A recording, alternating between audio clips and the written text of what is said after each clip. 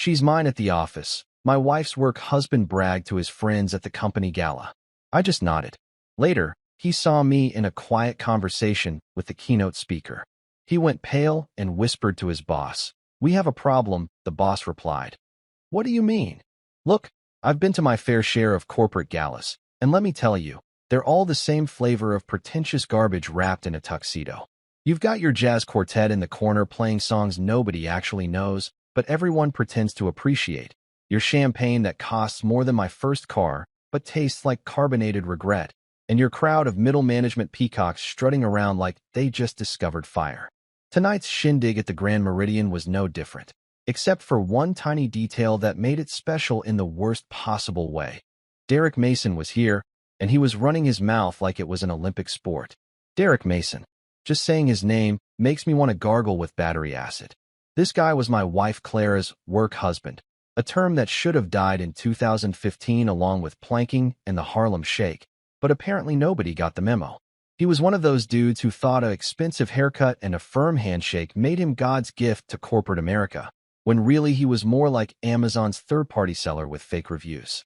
You know the type, talks loud, laughs louder, and has the self-awareness of a golden retriever at a funeral. So there I was, standing near the hors d'oeuvres table that was serving what I can only describe as deconstructed sadness on a cracker, when Derek decided to hold court. He had this little audience around him, Clara included, naturally, and he was telling some story about a client meeting that went sideways. The guy had this way of talking where every sentence sounded like it deserved a standing ovation, like he was performing Shakespeare instead of describing a PowerPoint presentation that probably put half the room to sleep. Then he got to his punchline, and I swear to God, I felt my blood pressure spike so hard I could have powered a small city. Derek leaned back in his chair, that crooked grin spreading across his face like mold on bread, and announced to the entire table, "She's mine at the office." He was talking about Clara, my wife, the woman I'd been married to for 7 years, who used to laugh at my jokes about terrible reality TV shows and now apparently found Derek's corporate bro humor absolutely hilarious. The crowd ate it up. They laughed like he'd just delivered the setup and punchline to the joke of the century. Like this was Netflix special-worthy material instead of the kind of garbage that makes HR reps break out in hives. And Clara? Oh, Clara laughed too. Not a polite little chuckle, either. This was a full-blown, head thrown back, tears in the eyes laugh that she used to reserve for our private moments. Back when we still had private moments, and not just private resentments and mounting credit card debt that we pretended didn't exist.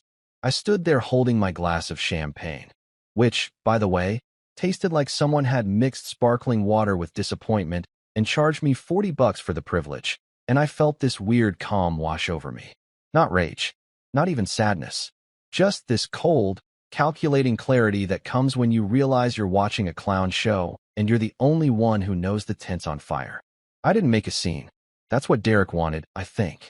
He wanted me to blow up, to cause a spectacle, to prove that I was the jealous, insecure husband who couldn't handle his wife having a work friendship with a guy who looked like he bought his personality from the clearance rack at Men's Warehouse.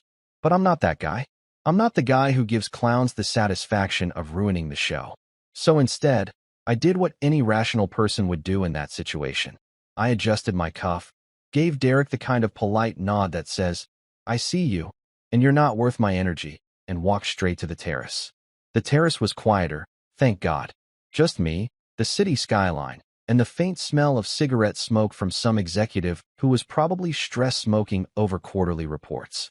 I leaned against the railing and let the cool night air hit my face, trying to decide whether I was more annoyed at Derek for being Derek or at Clara for laughing at his stupid joke like it was the first time she'd heard humor in her entire life. Here's the thing about Derek Mason that most people didn't know. He was a walking HR violation wrapped in a Brooks Brothers suit. The guy thought professional boundaries were suggestions like calorie counts on a menu or the speed limit on an empty highway. He'd been flirting with Clara for months, maybe longer. I honestly stopped keeping track after the third time she mentioned his name in a single dinner conversation, and everyone at Brook and Hart just kind of let it happen. Because Derek was a rainmaker, which is corporate speak for makes the company enough money that will ignore his bullshit. But here's what Derek didn't know, what none of them knew. because I'd spent years cultivating this image of being the boring, harmless husband who showed up to company events and made small talk about the weather and the traffic. I wasn't powerless. I wasn't background noise. I was Leonard Ellison, senior counsel at Brook and Hart, the guy who'd helped write half the compliance policies that Derek was currently violating like they were terms and conditions on a software update. And I already had a plan. See, while Derek was busy playing Mr. Charisma and treating me like I was some kind of houseplant who occasionally made risotto, I'd been doing what I do best, collecting information. Receipts, screenshots, timestamps, witness statements from people who thought they were just gossiping but were actually building my case brick by brick. I had enough evidence to bury Derek's career so deep they'd need archaeological equipment to find it. And the best part? He had no idea. None of them did. They all thought I was too nice, too boring, too checked out to care. I pulled out my phone and scrolled through my contacts until I found the name I was looking for. Elizabeth Kane, my old mentor, current keynote speaker at tonight's gala, and the one person in this entire building who knew exactly who I was and what I was capable of. I didn't call her. Didn't need to. I just needed to see her name on my screen, a reminder that I had backup, that I wasn't alone in this, that when the time came to pull the trigger on Derek's little comedy routine, I'd have the firepower to make it count. From inside the ballroom, I could hear another wave of laughter. Probably Derek telling another story, probably Clara laughing again, probably the whole room eating it up like free samples at Costco. I took one last sip of my terrible champagne, set the glass down on the railing, and smiled to myself. Not a happy smile. More like the smile you get when you're watching a movie and you know the twist ending before anyone else does. Derek thought he was winning.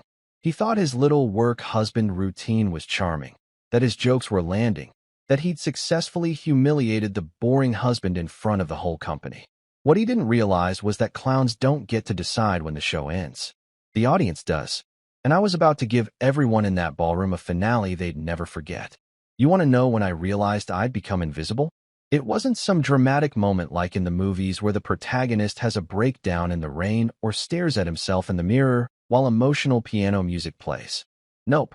It was at a company barbecue last summer when Derek Mason, 3 beers deep and feeling like the mayor of Dutcheville, looked at me across the grill and said, "Hey, it's Mr. Risotto, Clara's husband who makes that fancy Italian stuff. Mr. Risotto, not Leonard. Not the lawyer, not even Clara's man, or that tall guy. Mr. Risotto. Like my entire identity had been reduced to one dish I'd made at a potluck 8 months ago, because Clara forgot it was our turn to bring something, and I had to improvise with what was in the fridge. And the worst part? Everyone laughed. They thought it was hilarious. Even Clara giggled and said, "He does make really good risotto, though." Like that somehow made it better, like being known for mushroom risotto was supposed to be my claim to fame. I used to be someone, you know. Leonard Ellison, senior counsel at Brook and Hart, one of the most prestigious corporate law firms in the tri-state area. I'd built compliance frameworks for Fortune 500 companies, negotiated contracts that had more zeros than most people see in their bank accounts their entire lives, and mentored associates who now had corner offices and thought they were hot shit. But somewhere along the way, I'd become a ghost in my own life. The guy who showed up to company events and blended into the wallpaper so effectively that people forgot I was even there. It was strategic, actually. See, when Clara and I first got married, I made a decision. I wasn't going to be that guy at her office. You know the type. The spouse who shows up acting like they're God's gift to corporate America, dropping their credentials into every conversation like they're trying to win a game of professional bingo. Oh, you work in marketing? Well, I just closed a multi-million-dollar merger. Anyway, past the shrimp. Nobody likes that guy. So I went the opposite direction. I became boring, forgettable, safe. My cover story was simple: construction law. Whenever someone at Clara's company asked what I did, I'd say, "Oh, I work in construction law. Real estate disputes, zoning issues, that kind of thing." Their eyes would glaze over immediately. Construction law is the conversational equivalent of watching paint dry on a Tuesday afternoon. Nobody wants to hear about easement rights or municipal building codes, so they'd nod politely, say that's nice, and then change the subject to literally anything else. It was perfect. I could fade into the background, be the supportive husband, and avoid the whole corporate dick measuring contest that seems to happen whenever two professionals are in the same room. But here's where it got interesting. Derek Mason, in all his infinite wisdom, mistook my strategic invisibility for actual powerlessness. He looked at me, the guy who showed up in khakis and button-downs instead of $1,000 suits, who talked about boring legal stuff and made risotto, and decided I was a non-threat. A nobody. Background noise. The kind of guy you could ignore, or, better yet, openly mock without consequence. And Derek loved to mock. Oh man, did he love it. It started small at first, little jokes here and there about how Clara was the real breadwinner, or how I was living the dream by being the house husband type. Never mind that I made 3 times what Clara did, or that my boring construction law was actually me running the entire compliance division for one of the most powerful firms in the country. Derek didn't know that, and I wasn't about to correct him. Why would I? Watching him build his house of cards was way more entertaining than knocking it down prematurely. The thing about Derek was that he had this desperate need to be the alpha male in every situation. You could see it in the way he walked, chest puffed out like a pigeon on steroids. And the way he talked, always a little too loud, always making sure everyone in a 10-foot radius could hear whatever profound wisdom he was dropping. He wore these suits that were just a touch too tight, like he wanted everyone to know he hit the gym 3 times a week, and he had this Rolex that I was 90% sure was fake, because I once saw the second hand skip like it was having a stroke. At office parties, Derek would hold court like he was hosting a talk show. He'd gather people around, tell stories about his wins at work, throw around industry jargon like he was trying to meet a quota, and generally act like he was the most interesting person in the room. And people ate it up because Derek had this thing that mediocre men always seem to have: unearned confidence. He truly believed he was hot shit, and when you believe something that hard, other people start believing it too, even when all available evidence suggests otherwise. I watched him do this routine for years. Watched him slowly insert himself into Clara's professional life like a parasite finding a host. It started innocently enough. They were on the same project team, had to work late sometimes, grab dinner to discuss strategy. Fine, whatever. I'm not the jealous type, and Clara was ambitious. She wanted to move up in the company, and Derek was a senior account manager with connections. Made sense that they'd work together. But then it became more. The late-night Slack messages that Clara would giggle at while we were watching TV. The inside jokes I wasn't privy to. The way she'd mention his name at dinner. Derek said this, or Derek thinks that.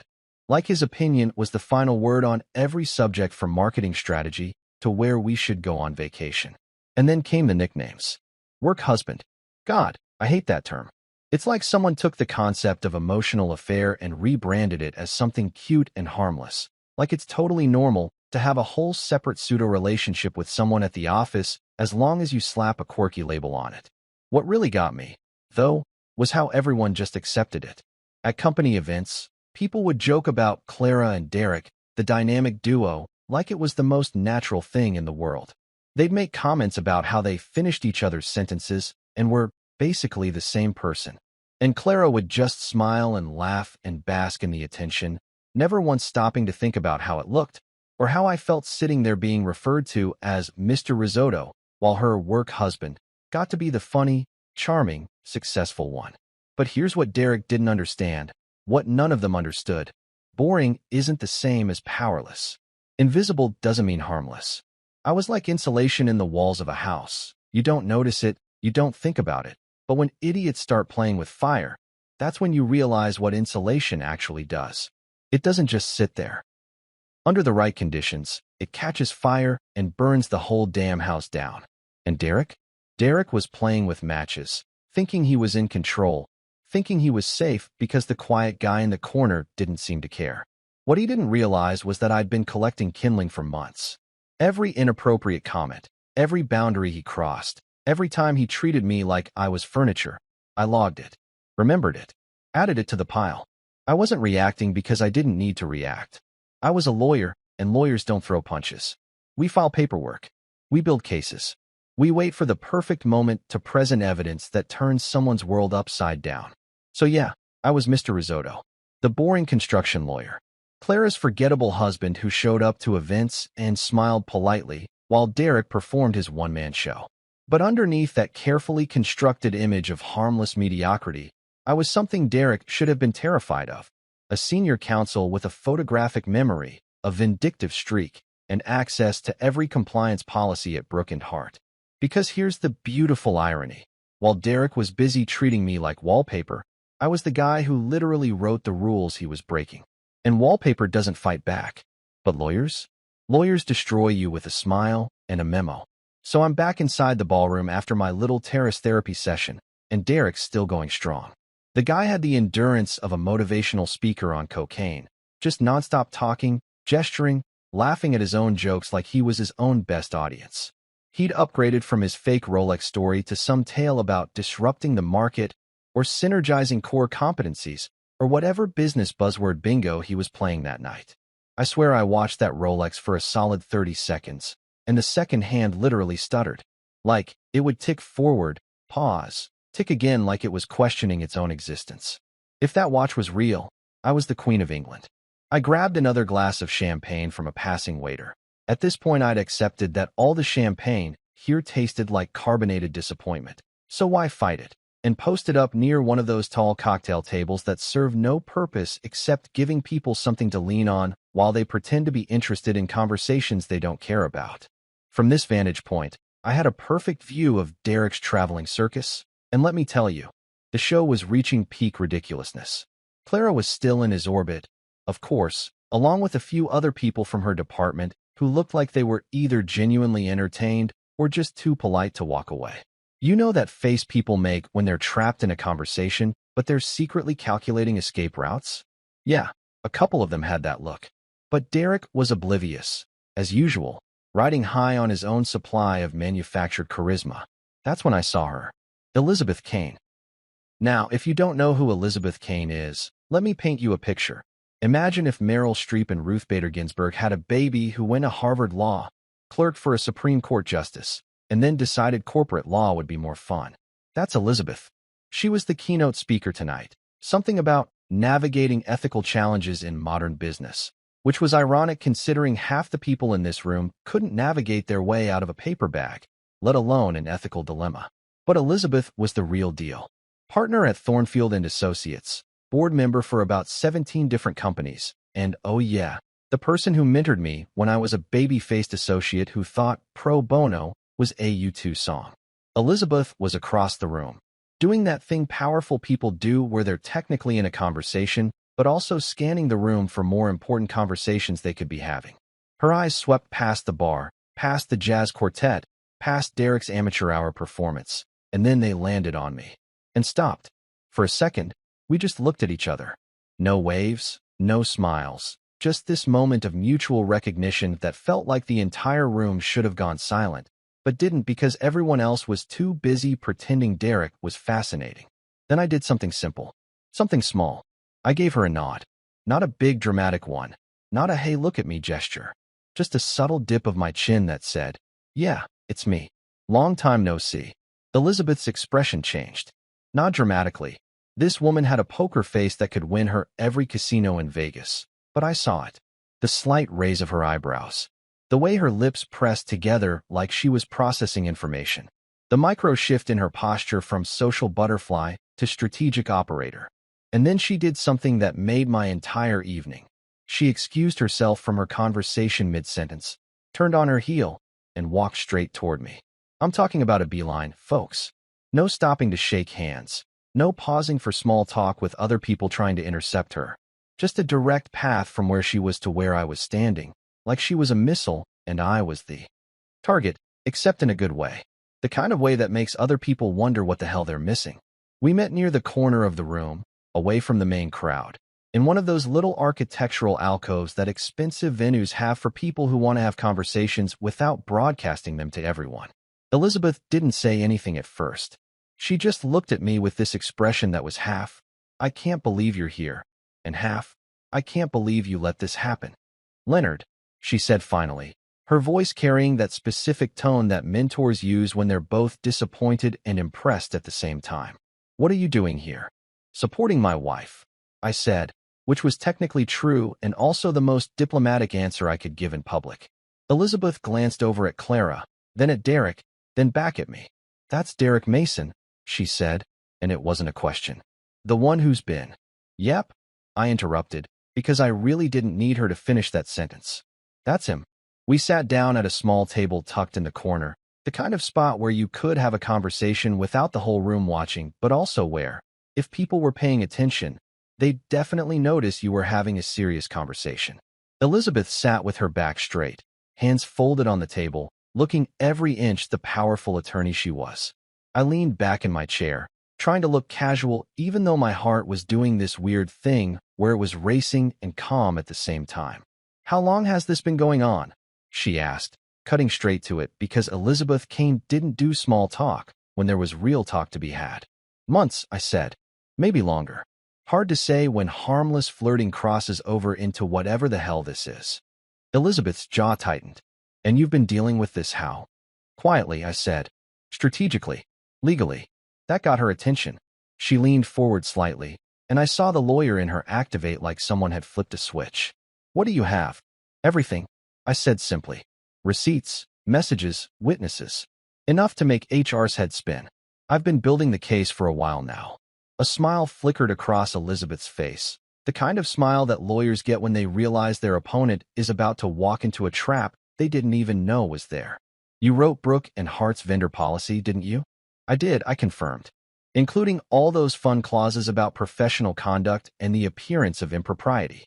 "Leonard," Elizabeth said, and she actually laughed. Not a big laugh, just this quiet chuckle of appreciation. "You sneaky bastard. Does Clara know that I wrote the policy?" "Yeah, vaguely. That I specifically designed it to catch people like Derek?" "No, that particular detail somehow never came up." Elizabeth reached across the table and touched my shoulder. It was a brief gesture, barely lasted 2 seconds, but it was significant. Respectful. The kind of touch that says, "I see you, I understand what you're doing, and I've got your back." In the world of high-powered corporate law, that touch meant everything. It meant alliance. It meant support. It meant that when the time came, I wouldn't be fighting this battle alone. And Derek saw it. Oh man, did Derek see it. I watched his face from across the room, saw the exact moment when his brain registered that Elizabeth Kane, the Elizabeth Kane, keynote speaker, corporate powerhouse, person whose LinkedIn profile made other lawyers weep with envy, had just walked across the room to sit with me. The guy who makes risotto. The boring construction lawyer. Mr. Nobody. Derek's face went through this beautiful journey of emotions. First confusion, like he couldn't quite process what he was seeing. Then recognition, like maybe he'd seen Elizabeth before or knew who she was. Then concern, that special kind of concern that people get when they realize they might have miscalculated something important. His smile faltered. His posture changed. He leaned over to his boss, Paul, this middle-aged guy with the personality of lukewarm oatmeal, and whispered something urgent. I couldn't hear what Derek said, but I could read his lips well enough. "We have a problem." Paul, bless his clueless heart, just blinked at Derek like he'd just been told the sky was plaid. "What do you mean?" he said, loud enough that I could hear it from across the room. I almost choked on my champagne. I actually had to put my glass down and cough into my napkin because the urge to laugh was so strong it was physically painful. Here was Derek, finally realizing that maybe, just maybe, he'd been playing a game without knowing all the players. And Paul, sweet oblivious Paul, standing there like a golden retriever who'd been told to solve a calculus problem. Elizabeth caught my reaction and raised an eyebrow. "Is that his boss?" "Yep," I managed. "Paul Henderson. Nice guy? Couldn't spot a red flag if it was on fire and dancing the Macarena." "This is going to be entertaining," Elizabeth said, and there was a gleam in her eye that reminded me why she was so good at what she did. She lived for this stuff, the strategy, the chess game, the moment when carefully laid plans started to pay off. We talked for another 20 minutes, keeping our voices low, occasionally glancing at Derek, who was now very clearly spiraling. Elizabeth filled me in on some connections she had at Brooke and Hart, people I could trust, people who would be very interested in the documentation I'd collected. I filled her in on the specifics of Clara and Derek's little workplace romance, including some details that made Elizabeth's professional composure crack just enough for me to see her genuine disgust. When we finally stood up to rejoin the party, Elizabeth squeezed my arm one more time. "Monday morning," she said. "Send me everything. Let's make sure this is handled properly." "Will do," I said. As she walked away, I allowed myself one small moment of satisfaction. one little smile that nobody else could see because my back was to the crowd. Derek thought tonight was his night, his moment to shine, his chance to show everyone how clever and charming he was. Turns out it was my night. I just let him do all the performing. Let me take you back 3 years, to a Tuesday night that seemed completely insignificant at the time, but turned out to be the equivalent of planting a landmine in Derek Mason's future. Clara had come home from work around 7:30, which was early for her back then. She was still in that eager beaver phase of her career where she thought staying late made her look dedicated instead of just making her look like someone who couldn't manage their time. She'd kicked off her heels in the hallway, dropped her laptop bag on the kitchen counter with that specific thud that said, "I'm too tired to put this away properly," and pulled out a stack of papers that looked like they'd been printed by someone who didn't understand the concept of double-sided copying. "Hey babe," she'd said, rifling through our fridge for the leftover Thai food that I'd ordered the night before. "Can you do me a favor?" Now, when your spouse asks if you can do them a favor with that particular tone of voice, the one that's trying to sound casual but is actually saying, "I need you to do work that I don't want to do," you've got two choices. You can say no and start an argument, or you can say yes and see where it goes. I was in a good mood that night. I just won a settlement for a client that was going to net me a bonus that would cover our vacation to Colorado, so I was feeling generous. "Sure," I said, not looking up from my laptop where I was reviewing a contract that was so boring it could have been used as a sleep aid. "What's up?" Clara grabbed a fork and started eating pad thai directly from the container because apparently plates were for amateurs. Brooke and Hart is updating their vendor policy. You know, the whole thing about how employees interact with external contractors, gifts, entertainment, blah blah blah. My boss asked me to review the draft and give feedback, but honestly, she made this face like she'd just been asked to explain quantum physics. "It's dry as hell, and I have 0 brain cells left today. Can you just skim it and let me know if it looks okay?" Skim it. She wanted me to skim a vendor policy. Me, Leonard Ellison, the guy who'd spent the last decade of his life building compliance frameworks that were tighter than airport security. Asking me to skim a policy document was like asking Gordon Ramsay to just glance at a recipe. But I didn't say that. Instead, I just held out my hand. "Yeah, I can take a look." Clara practically threw the papers at me, already moving toward the living room and the Netflix queue that was probably loaded up with whatever reality show she was binge-watching that week. "You're the best. Just let me know if anything jumps out. I need to submit feedback by Friday." I looked down at the document. Brooke and Hart Vendor Relations and Professional Conduct Policy, Draft V3. 37 pages of what I could immediately tell was generic corporate boilerplate that had been copy-pasted from some template someone found on Google. It was the kind of policy that looked impressive in a binder but had more loopholes than a crocheted blanket. Any halfway decent lawyer could drive a truck through these clauses. And that's when I had what I can only describe as a moment of divine inspiration. Or maybe divine pettiness. The line between the two is pretty thin when you're a lawyer. See, I'd already started noticing things about Clara's relationship with her coworkers. Nothing dramatic yet, nothing I could point to and say this is a problem, but just these little things that added up. The way she'd mention certain people's names more than others. The inside jokes I wasn't part of. The work dinners that seemed to happen more frequently than necessary. At that point, Derek Mason wasn't even on my radar specifically. He was just another name in the rotation of people Clara worked with. But I had this nagging feeling, this little voice in the back of my lawyer brain that said, "You know what? Maybe it would be smart to have some insurance. Just in case." So I didn't just skim the policy. Oh no, I went full forensic analyst on that thing. I made myself a cup of coffee, pulled out my red pen, because yes, I'm one of those people who still edits on paper like some kind of legal dinosaur, and I went to work. The original draft was weak. Pathetically weak. It had your standard stuff about employees should maintain professional relationships with vendors, and gifts exceeding $100 must be reported, and other vague nonsense that sounded official but meant absolutely nothing.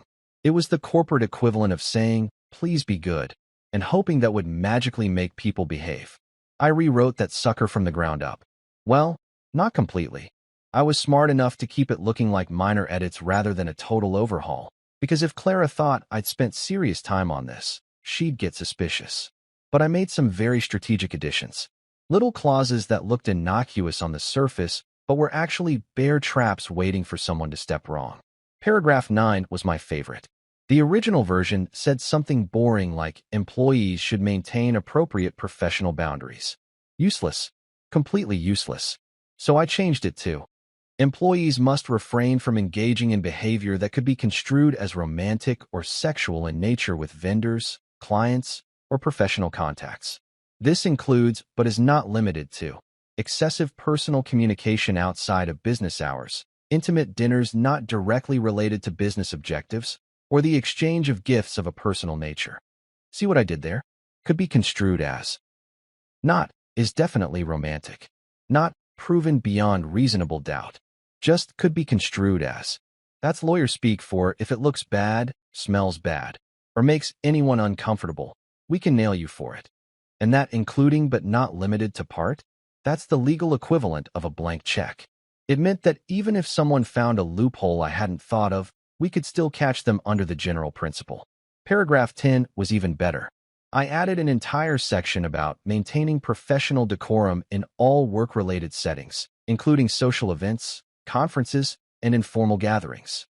Then I specified that this included refraining from physical contact beyond standard professional greetings, avoiding situations that could create the appearance of favoritism or preferential treatment, and ensuring all interactions can withstand scrutiny from colleagues, supervisors, and external stakeholders. But paragraph 11. Oh man, paragraph 11 was my masterpiece. This was the one I was most proud of, the clause that would come back to haunt Derek Mason like the ghost of corporate compliance past. I wrote, employees must avoid any conduct that creates the perception of impropriety, regardless of actual intent. The appearance of ethical violations can be as damaging to the company's reputation as actual violations, and employees are expected to maintain standards that exceed mere legal compliance. The perception of impropriety, not actual impropriety, just the perception. This was the nuclear option, the clause that meant even if you hadn't technically broken any rules, if it looked like you might have broken rules, or if a reasonable person could think you were skating close to the line, boom, you're done. It was beautiful. It was ruthless.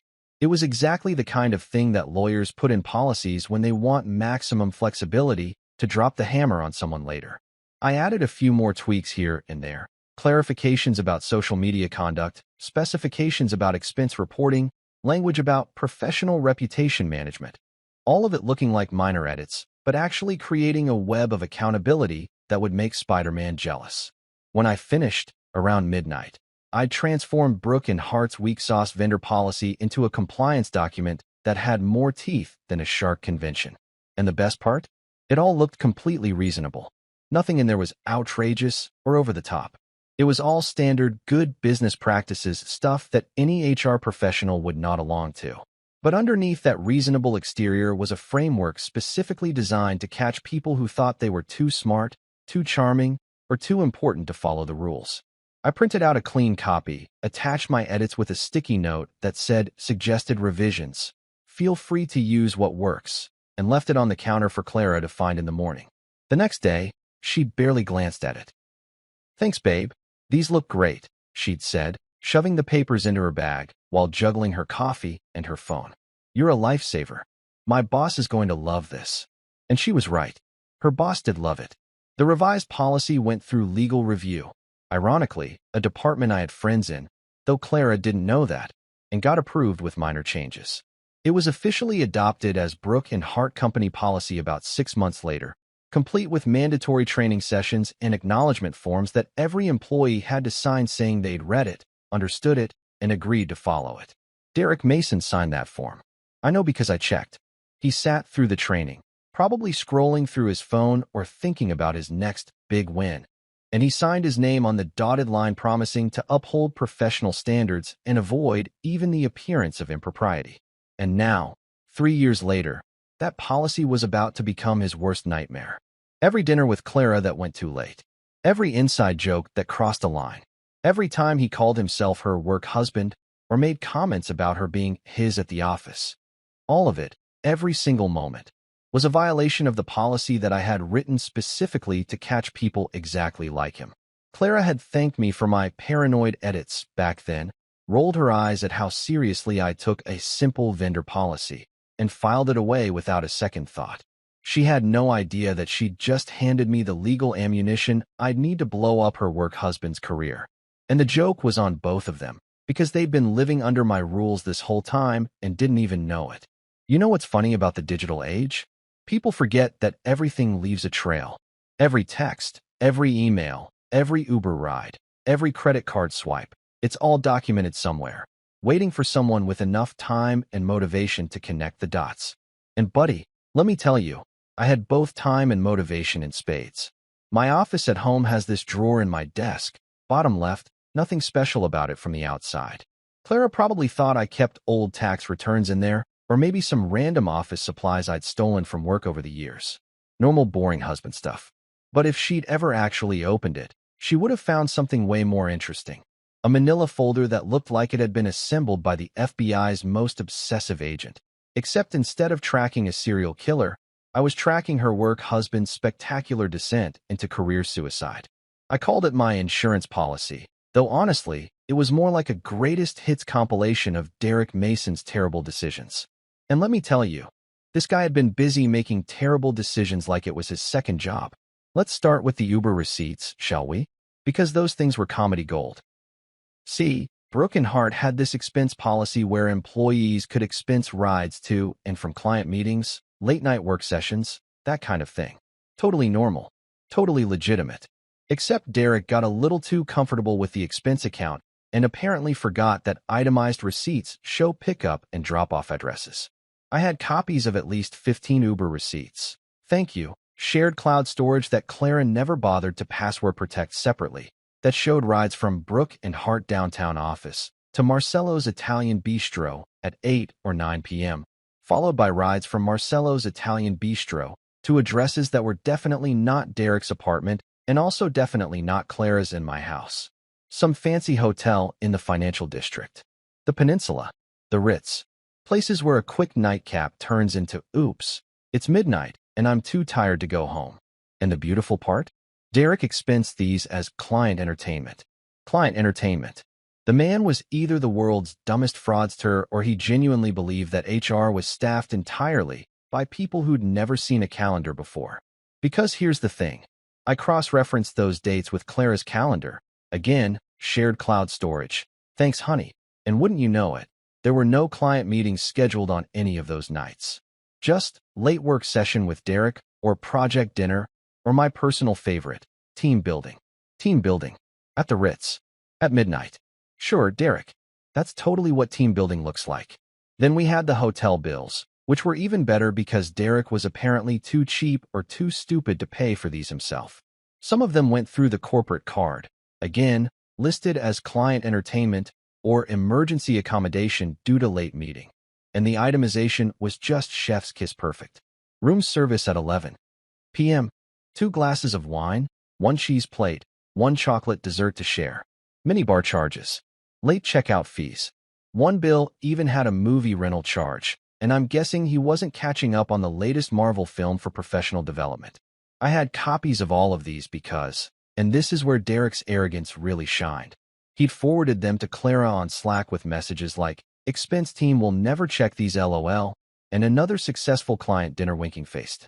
The man literally created a paper trail of his own fraud and then added emoji to it like he was texting his college buddies about sneaking into a bar with a fake ID. Speaking of Slack, oh man, the Slack messages were a goldmine. An absolute treasure trove of inappropriate workplace communication that would make any HR professional need a stiff drink and a long vacation. I had screenshots of everything because Clara, bless her heart, kept her Slack logged in on her laptop at home, and I may have occasionally borrowed that laptop when mine was acting up. Most of the messages were just unprofessional enough to be damning without being explicitly incriminating. Lots of, "You look amazing today," and "Can't wait for our late-night session smirking face," and "Don't tell the husband, but I think I'm stealing you away." Derek loved signing off his messages with, "Your real husband," followed by various emoji, the winking face, the hard eyes, the little devil. Because nothing says, "I respect professional boundaries," like calling yourself someone else's husband while you're supposed to be working.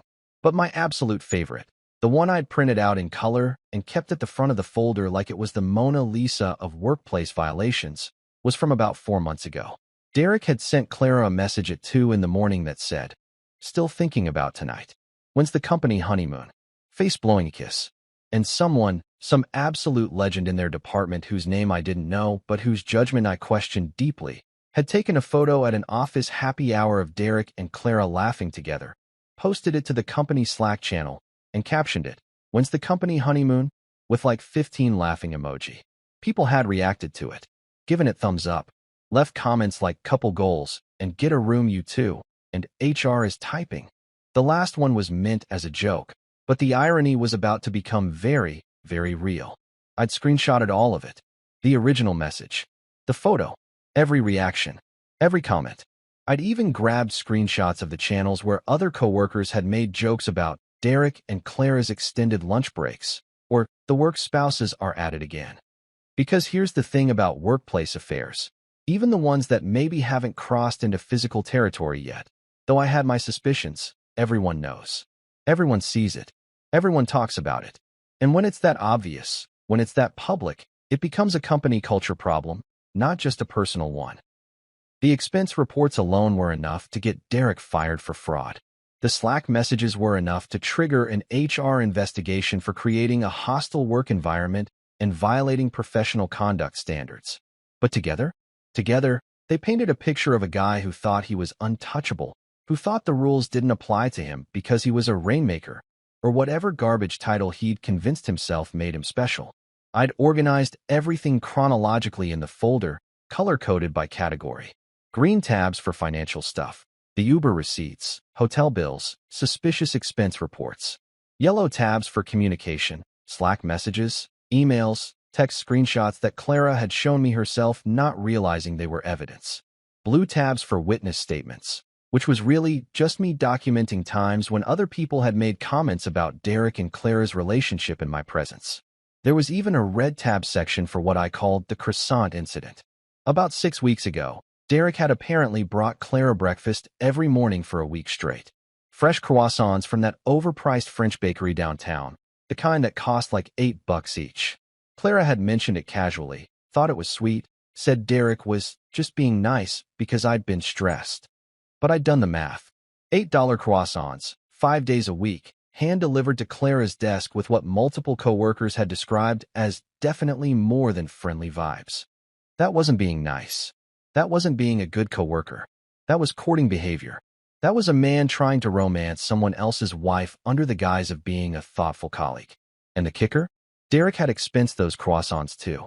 Listed them as team morale expenses. The man had literally billed the company for his affair breadcrumbs. You couldn't make this stuff up if you tried. I had a junior staffer's Instagram post in the folder too, from a company retreat about 3 months back. Someone had posted a photo of Derek and Clara sitting together at dinner, his arm around the back of her chair, both of them laughing, looking for all the world like a couple on a date rather than co-workers at a professional event. The caption read, "These two faced with tears of joy, #workspouses, #get-a-room, #company retreat." That post had gotten 43 likes from other Brook and Hart employees. 43 people saw that photo and thought it was funny or cute or worth engaging with. 43 witnesses to the fact that Derek and Clara's relationship had become so obvious, so public, that people were literally documenting it on social media. When I first saw that post, I'd actually laughed out loud. Genuinely laughed. The kind of laugh that made Clara look up from her phone and ask what was funny. I told her I'd seen a meme. But really, I was laughing because Derek was building my case for me. Every croissant, every late-night Uber, every work husband comment, every Instagram post. He was documenting his own downfall and didn't even realize it. People thought I was clueless. They thought I was the oblivious husband who didn't notice or didn't care that his wife had a whole separate relationship at work. And maybe if I'd been a different person, someone without legal training, someone without a natural inclination to document everything, someone who didn't understand that the best revenge is the kind served with proper documentation and filing, maybe I would have been clueless. But I wasn't different. I was exactly who I needed to be, a lawyer with access, motivation, and a growing folder of evidence that would turn Derek's smirk into an unemployment application. The folder was 3 inches thick now, single-spaced, cross-referenced, annotated, ready for prime time. All I needed was the right moment to deploy it, and after that gala, After Elizabeth Kane's nod, after Derek's "she's mine at the office" comment, I knew that moment was coming real soon. The morning after the gala was when things got really interesting. I woke up around 7, same as always, because lawyers have this masochistic thing where we can't sleep and even when we have nothing to do, and the first thing I did was check my phone. 3 missed calls from Elizabeth Kane, 2 text messages, and 1 email with the subject line, "We need to talk." Now, I smiled into my coffee. Black, no sugar, because I'm apparently dead inside according to Clara, who needs enough cream and sweetener in her coffee to qualify as dessert. She was still asleep upstairs, probably exhausted from all that laughing at Derek's jokes last night, and I was sitting at the kitchen counter watching the dominoes start to fall in real time. Elizabeth's email was short and to the point, which was very on-brand for her. "Leonard, I spoke with Marlene Hargrove last night after the gala. She's on Brooke and Hart's board, and she's very interested in confirming your identity. I need you to call me before 9 a.m. This is moving faster than I expected." Marlene Hargrove. Oh, this was getting good. Marlene was a board member at Brooke and Hart with a reputation for having the warmth and compassion of a frozen meat locker in January. She was the kind of person who'd made her career by being ruthlessly efficient, politically savvy, and completely unwilling to tolerate anything that made her company look bad. If Marlene was asking questions, that meant someone at Brooke and Hart had already noticed that Elizabeth Kane, industry legend, corporate law powerhouse, had spent 20 minutes at the gala having an intense conversation with Clara Mason's supposedly irrelevant husband. I called Elizabeth back at exactly 8:47 a.m. She picked up on the first ring. "Tell me you have everything documented," she said, skipping right past pleasantries because this was Elizabeth and she didn't do small talk when there was blood in the water. "I have a folder that would make a prosecutor weep with joy," I said. "Receipts, messages, witness observations, timeline documentation. 3 years worth." "Good. Marlene's calling an emergency board review for Monday. She wants to confirm that you're Leonard Ellison, the same Leonard Ellison who consulted on their compliance framework." "And you told her what exactly?" "I told her the truth. That you're one of the best compliance attorneys I've ever worked with, that you've been flying under the radar for personal reasons, and that if she's smart, she'll take a very close look at her company's vendor policy violations before this becomes a public relations nightmare." I could hear the smile in Elizabeth's voice. She was enjoying this. How did she react? She said, and I quote, "Why didn't anyone tell me Leonard Ellison is married to Clara Mason?" And then she hung up to make some calls. My guess is that by Monday morning, half the executive team is going to be scrambling. We talked for another 15 minutes, strategizing, planning, making sure we were coordinated. Elizabeth would work her board connections, apply pressure from the top. I would prepare my documentation, make sure everything was airtight, ready to present if needed. It was like choreographing a dance, except instead of music, we had corporate policy violations, and instead of dancing, we had career destruction. By the time I hung up, it was a little after 9. I made myself another coffee and settled in to watch what I knew was about to happen. The Brooke and Hart office Slack channels were going to absolutely lose their minds. See, here's something most people don't know about corporate workplaces. Everybody gossips on Slack. They think because it's an internal company platform, it's somehow private or secure, but really it's just a digital water cooler where people say things they probably shouldn't. And because Clara kept her Slack logged in on the laptop we shared. Again, terrible operational security. Honey, I had front row seats to the absolute chaos that was unfolding. The first sign of panic came from their main office channel around 9:15 a.m. Someone posted, "Did anyone else see Elizabeth Kane talking to Leonard last night? Like, that Elizabeth Kane." Then another message. "Wait, who's Leonard?" "Clara's husband. The boring guy who makes risotto." Why would Elizabeth Kane be talking to Clara's husband? And then, the message that made me actually laugh out loud. "Oh shit. Oh shit, oh shit, oh shit." I just Googled him. Leonard Ellison is a senior counsel at a major firm. He specializes in corporate compliance. You could practically feel the "oh fuck" moment rippling through the office in real time. Messages started flying. People who'd made jokes about me being a nobody were suddenly very quiet. People who'd laughed at Derek's work husband routine were starting to connect that they probably should have connected months ago. Then came my favorite exchange, from what looked like a private message channel between Derek and his boss Paul that someone had screenshotted and apparently leaked to the broader team. Corporate loyalty is really beautiful when it falls apart, isn't it? Derek, we have a problem. Paul, what do you mean? Derek, Clara's husband. He's not just some random lawyer. He's the Leonard Ellison, the guy who wrote half our compliance policies. Paul, Derek. So I've been calling him Mr. Risotto for 6 months and making jokes about being Clara's real husband while he's been sitting there knowing every single policy I've been violating. There was a pause in the messages, and I imagined Paul's face going through that same journey Derek's had at the gala. Confusion, then recognition, then that special kind of dread that comes when you realize you've been playing checkers while someone else was playing chess with pieces you didn't even know existed. Paul's response, how bad is it? Derek, I don't know. But if he's been paying attention, it could be really bad. If I'd been paying attention, that was rich. I hadn't just been paying attention. I'd been taking notes, collecting evidence, building a case file that could be used as a textbook example of how to document workplace misconduct. But sure, Derek, keep thinking there's an if in this equation. The office Slack continued to blow up throughout the morning. Someone found my LinkedIn profile and posted it. Holy shit. This guy has worked on compliance for like 15 Fortune 500 companies. Another person, didn't we all sign that vendor policy a few years ago? The one about professional conduct and appearance of impropriety. Yet another, oh my God, he wrote that policy. Clara brought it home and he edited it. I remember her mentioning it. And then the messages just stopped. Like someone had pulled a fire alarm and everyone suddenly remembered that Slack messages aren't actually private and maybe, just maybe, they should shut the hell up before they incriminated themselves too. I checked the time. 10:30 a.m. Clara still wasn't awake, which was weird for her. She was usually up by 8, even on weekends, checking emails and just quickly reviewing some work thing that would inevitably turn into 2 hours of laptop time. But I guess the gala had worn her out. Or maybe on some subconscious level, she knew that waking up meant facing reality, and reality was about to get really uncomfortable. My phone buzzed. Another email, this time from someone I didn't recognize. James Whitaker, COO of Brook & Hart. The subject line was Inquiry Consultation Services. I opened it. Professional, carefully worded, the kind of email you send when you're trying to figure out if you're about to get sued. Mr. Ellison, it has recently come to our attention that you may have provided consultation on our corporate compliance framework. We would appreciate the opportunity to discuss this further at your earliest convenience. Please contact my office to schedule a meeting. Translation: we just found out who you are, and we're freaking out because we have no idea how much you know or what you're planning to do.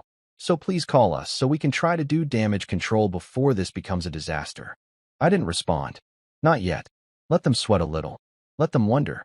Let Derek spend the weekend checking his phone every 5 minutes, trying to figure out if Monday morning was going to bring a regular work week or a career-ending apocalypse.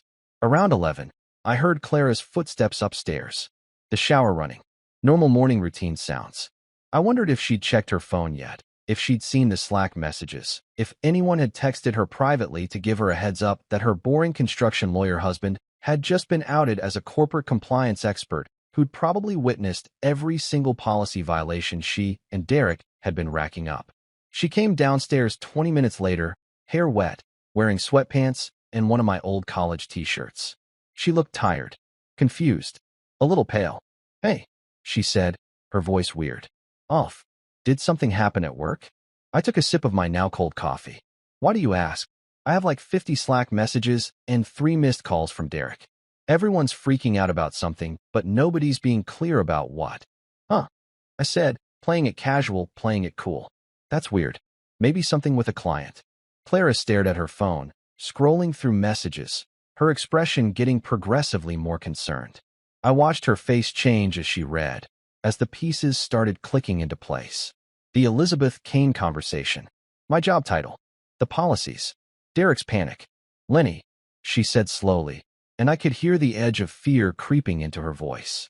What exactly do you do at your firm? I smiled. Just a small one. I build compliance frameworks. I write policies. I help companies avoid legal liability and reputational damage. And Brook & Hart's vendor policy. I wrote most of it. You brought it home 3 years ago, asked me to skim it. I did more than skim. Clara's face went white. Actually white. Like someone had just told her the house was on fire, and also she was standing in gasoline. Her phone slipped a little in her hand. "Oh my God," she whispered. "Derek, all those dinners. The messages. The receipts. I finished for her. The expense fraud. The Slack conversations. The croissants. Yeah, I know about all of it." She just stood there, frozen, while her phone continued buzzing with messages from coworkers who were collectively realizing that the quiet guy they'd all dismissed had been the biggest threat in the room the entire time. Monday morning rolled around like it was personally offended by the weekend and wanted everyone to know it.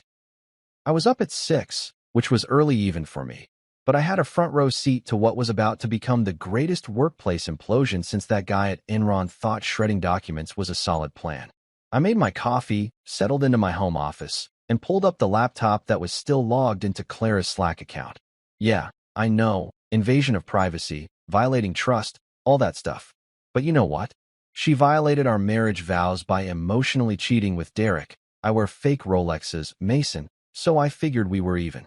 The Broken Heart office Slack was already active, even though it was barely 6:15 a.m. Night shift IT people wrapping up, early bird executives trying to look productive, and, oh, this was good, Derek Mason, online and active, probably because he hadn't slept in 3 days. At exactly 7:45 a.m., a message popped up in Derek's DMs from someone in HR. "Derek, please report to HR at 8:30 a.m. Bring your badge and company laptop." Anyone who's ever worked in corporate America knows that message is the kiss of death.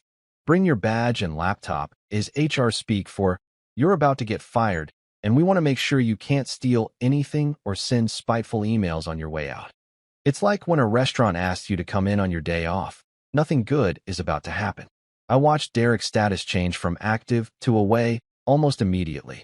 I imagined him staring at that message, his stomach dropping like an elevator with cut cables, his mind racing through every possible scenario and landing on the correct one. He was absolutely, completely, thoroughly screwed. At 8:15, another message went out, this time to Clara. "Clara, please make yourself available for a meeting at 10 a.m. in Conference Room B. This is regarding a compliance matter." Conference Room B, not HR's office. A conference room. That meant this wasn't just a quick chat. This was going to be a full investigation with multiple people, probably legal present. Definitely documentation involved. Clara's status didn't change, which meant she either hadn't seen the message yet or she was paralyzed with fear. Based on how she'd spent all Sunday curled up on the couch alternating between staring at her phone and staring at me like I'd just told her Santa wasn't real, I was guessing it was the latter. I settled in with my coffee and waited. This was better than anything Netflix could produce. At 8:32 a.m., he was late, which was ballsy considering the circumstances. Derek's status showed he'd entered the HR floor. I couldn't see what was happening in the actual meeting, obviously, but I had enough friends in enough places that my phone started buzzing with updates almost immediately. Elizabeth texted first. He just walked in. "Marlene's in there with HR director and legal counsel. This is going to be ugly." Then another message, this time from a junior associate I'd mentored years ago who now worked in Brooke and Hart's legal department. "Dude, they've got a binder. Like a full 3-inch binder with tabs." Derek walked in looking like Wolf of Wall Street, and I just saw him through the glass. He's gone pale. "What did you do?" "What did I do?" "I'd done my homework. That's what I'd done. I'd built a case so airtight that Derek could have hired Johnny Cochran's ghost, and it wouldn't have mattered." The meeting lasted 37 minutes. I know because I was watching Derek's Slack status like it was the Super Bowl. At 9:09 a.m., his status went inactive. Then, at 9:12 a.m., his entire Slack account disappeared. Just gone. Deactivated. That was the digital equivalent of being escorted out by security. They'd cut off his access to everything. My phone buzzed. "Elizabeth again," he signed. "Resignation effective immediately." They gave him the choice between resigning or facing a formal ethics board inquiry that would tank any future employment prospects. He took the resignation. I had to set my coffee down because my hands were shaking, not from nerves, from the effort of not laughing out loud.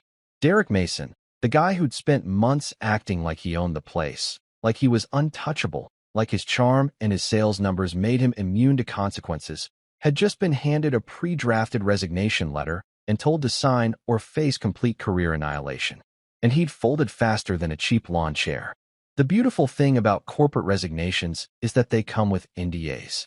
Derek would have to sign away his right to talk about what happened, which meant he couldn't go running to the press or posting on LinkedIn about how he'd been unfairly treated or whatever victim narrative he might want to spin. He was just done. Career over. Reputation torched. Future job prospects destroyed because when companies call for references, Broken Hearts HR would give them the special code phrase that means, "Don't hire this person unless you enjoy lawsuits." But the show wasn't over yet. Clara's meeting was still coming. At 9:47 a.m., I got a text from Clara. Just 3 words. "I'm so scared." I didn't respond. What was I supposed to say?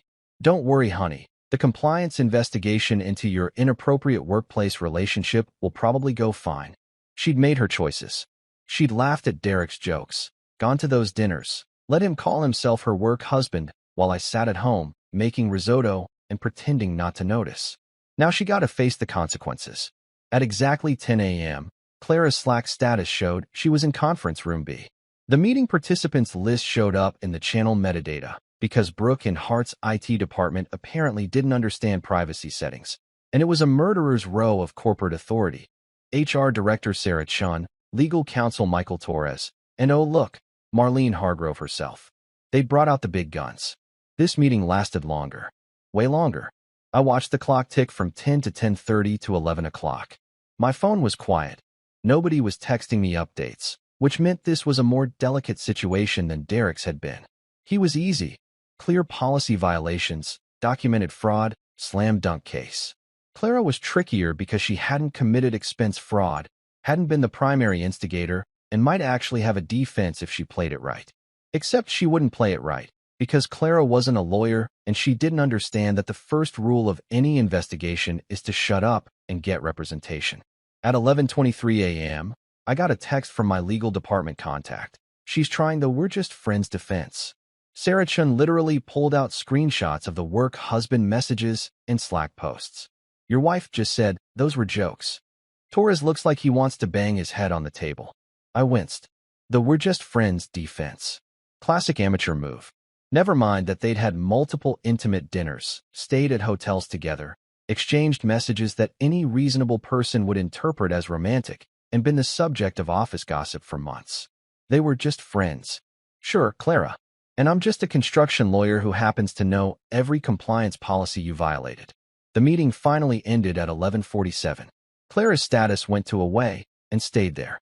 No deactivation like Derek, which meant she wasn't fired, but her continued silence meant it wasn't good news either. My phone rang. "Elizabeth, your wife just got placed on administrative hold," she said without preamble. Not fired, not suspended, but essentially benched while they conduct a full investigation. They've stripped her project management title, reassigned her teams, and put her on what they're calling modified duties until the board makes a final determination. Which means what exactly? Which means she gets to come to work every day and sit at her desk doing nothing while everyone knows she's under investigation. It's corporate purgatory. They're probably hoping she'll just resign on her own so they don't have to fire her and risk a wrongful termination suit. And Derek? Gone. They escorted him out at 9:15. Took his badge, his laptop, his parking pass.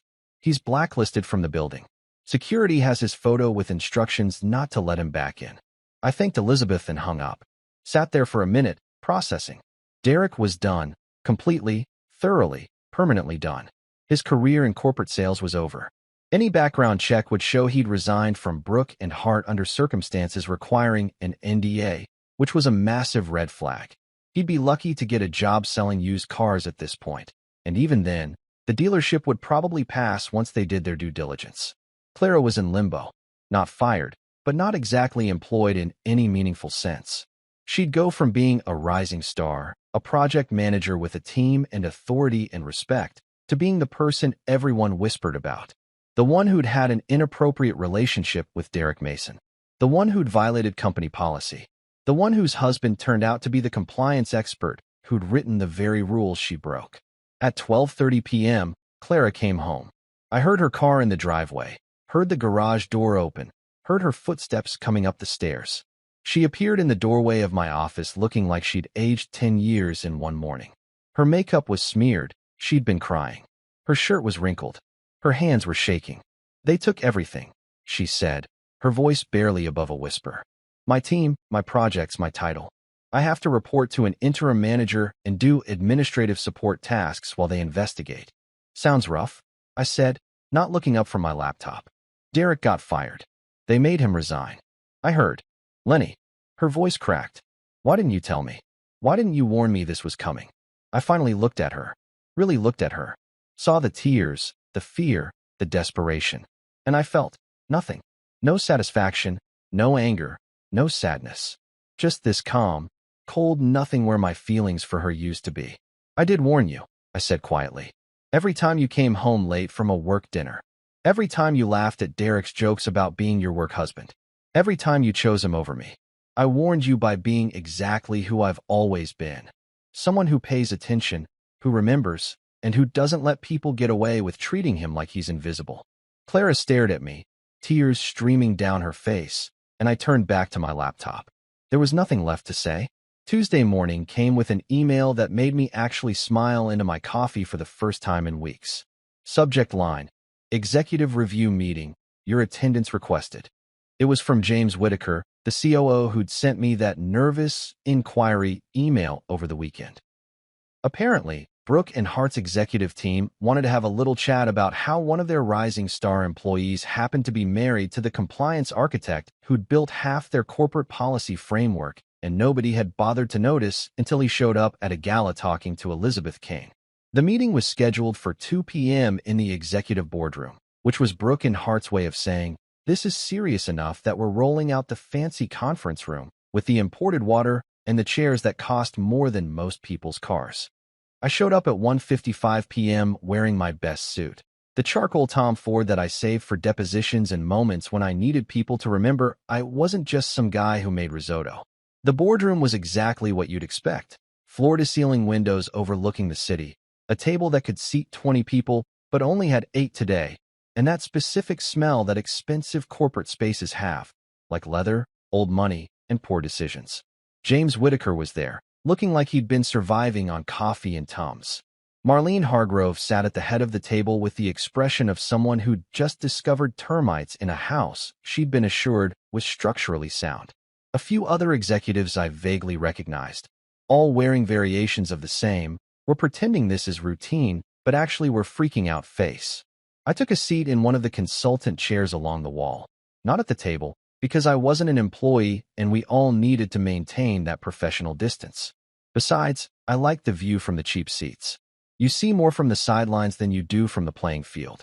James cleared his throat and started the meeting with what I can only describe as aggressive awkwardness.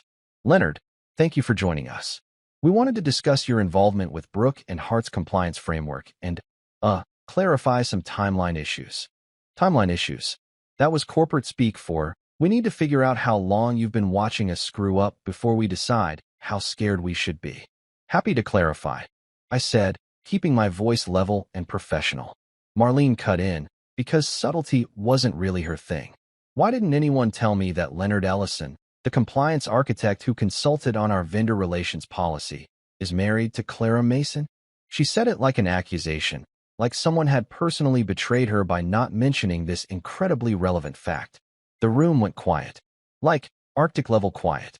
The kind of silence where you could hear people's careers flashing before their eyes.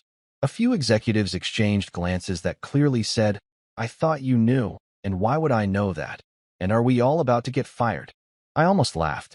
Almost.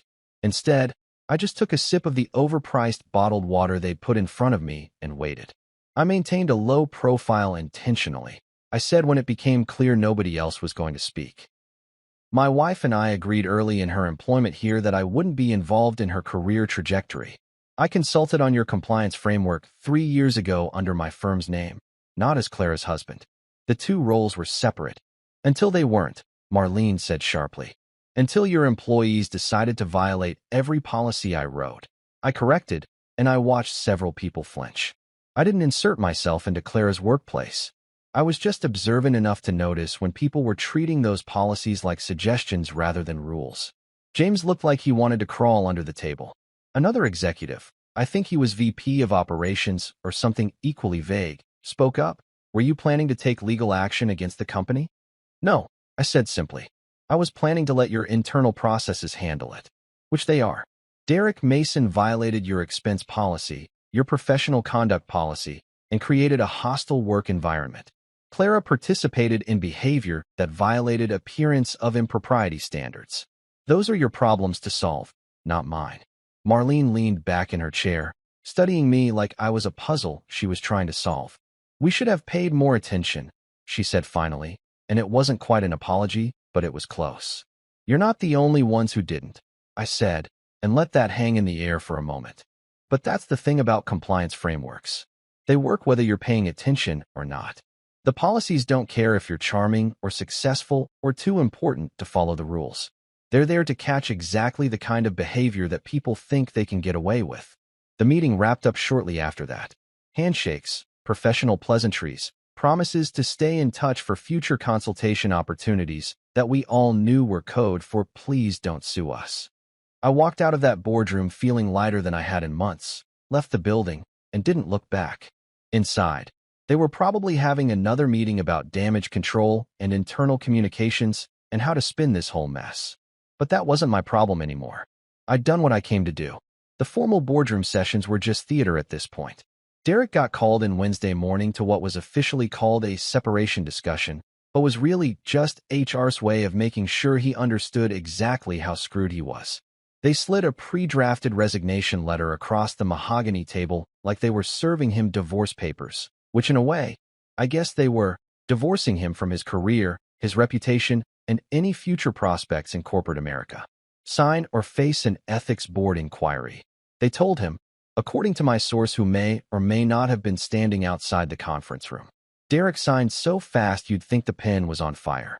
No negotiation, no pushback, no dramatic exit speech. Just his signature, effective immediately, career over before lunch. Clara's turn came that afternoon. Administrative hold officially became indefinite administrative reassignment, pending investigation outcome. Her title was gone, stripped like wallpaper.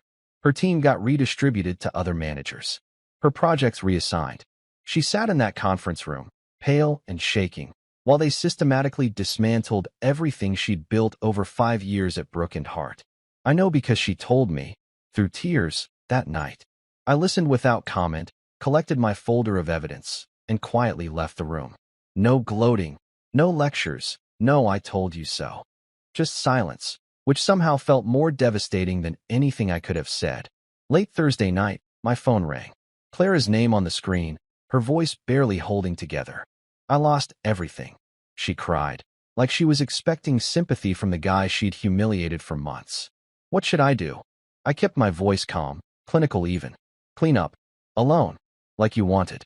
Then I hung up, blocked her number, and finished packing. Derek got his letter Friday morning. Official notice that he was blacklisted from future corporate employment in the industry. His references would be poisoned, his reputation torched. Every job application would hit the same wall. Not eligible for rehire. Career over at 34. Meanwhile, I boarded a red-eye to Seattle. Elizabeth had lined up a consulting gig that paid obscene money for minimal visibility. Exactly what I wanted. High-level compliance work, zero drama, and definitely no Derek in sight. Walking through the terminal at midnight, rolling my single suitcase behind me, I thought about all their jokes. Mr. Houseplant. Mr. Risotto. The boring husband. They'd laugh like I was the punchline, when really, I was writing the whole damn story. Funny thing about plants, they survive. Risotto fills stomachs and sticks to your ribs. But Derek and Clara? They were just leftovers now, cold and forgotten on the corporate floor, waiting for someone to throw them out.